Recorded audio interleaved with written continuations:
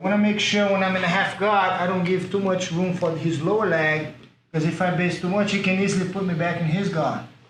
Since I'm already in his half guard, I'm halfway through, I want to make sure I can keep that.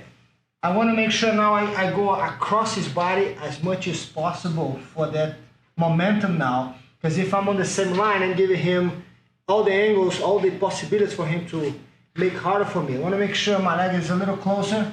I change my base right here. I'm going to be working on his gi. Right here.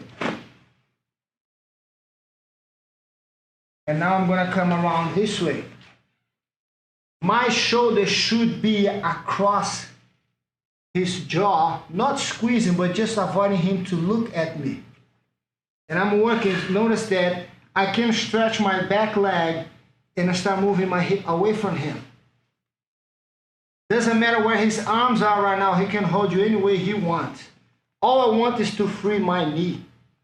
And because I'm making so hard for him to turn his face and look towards his left side, it's very hard for him to, any moment, if you open your leg and try to bridge, Jay, go ahead.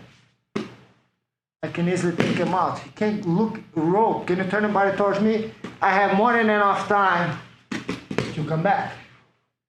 My leg is there. All I want is to block and free my knee. Now I can go in.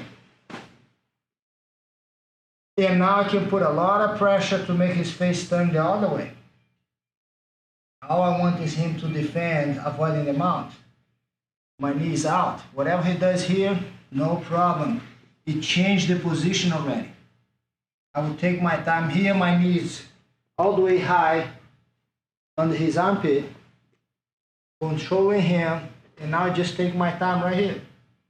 No problem. I'm not in his half guard anymore. I play patient time here in the game. Still have the same problem here. Tight.